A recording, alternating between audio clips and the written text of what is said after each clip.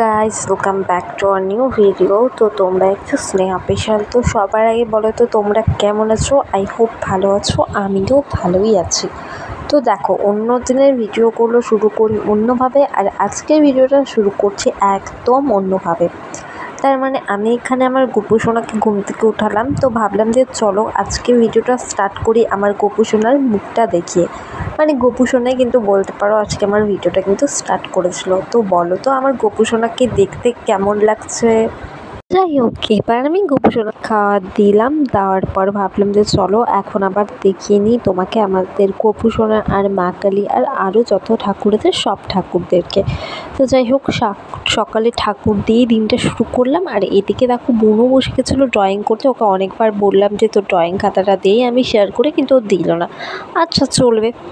তারপর আমি এখানে অনেকক্ষণ রেস্ট করার পর মাথায় আমি হেনা লাগিয়েছিলাম, যেটা আমি ঘরে তৈরি করি। আগের ভিডিওতেও কিন্তু আমি বলেছিলাম। আর এখানে মুখেরও যত্ন কিন্তু করে নিচ্ছিলাম, যেহেতু পুজোর সামনে এসে বেরোচ্ছে। তো চলো এবার স্নান করে আসি। যাই হোক, আমার কিন্তু স্নান কমপ্লিট। তো ভাবলাম এবার আমার গপুকে স্নান করাই। আর দেখো কত সুন্দর লাগছে। এবার আমি বসে গেছি গপুকে স্নান করানোর পর। আমি একটু গপু সোনাকে আদর করছি। এটা কিন্তু এখন আমার ডেলিকার রুটিন হয়ে গেছে।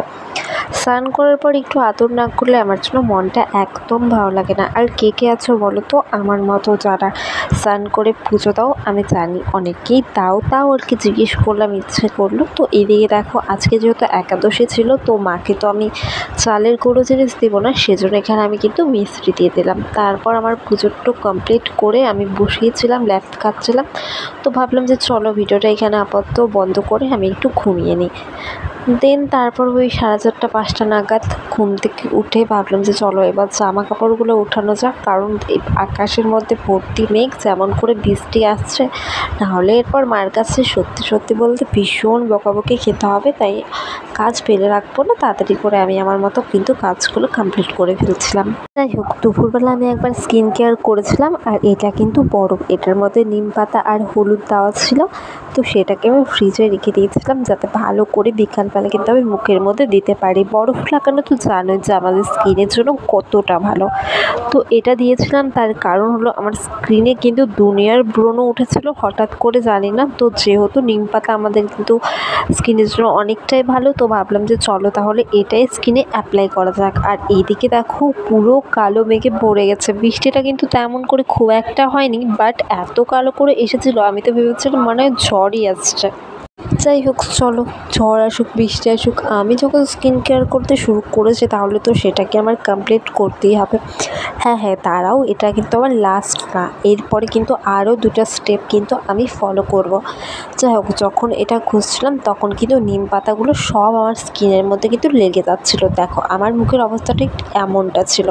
যাই হোক, তারপর আমি টিস্যু দিয়ে সেটা কিন্তু ভালো করে মুছে নিয়ে দেন আমি অ্যাপ্লাই করেছিলাম। দেখো এটাকে মানে একটা মাস্ক অ্যাপ্লাই করেছিলাম, এটা দিয়েও কিন্তু অনেকটা ভালো হয়, ব্রণও চলে যায়।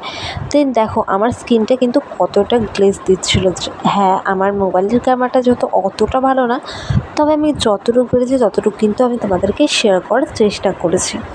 চলো দেখো, আবার আমি চলে এসেছিলাম সন্ধ্যা দিতে। আর বলো তো কাদের বাড়িতে সন্ধ্যাবেলা ধূপ না দিলে পুজোটা মনে হয় যে আনকমপ্লিট রয়ে যায়? আমার কিন্তু সেটাই মনে হয়।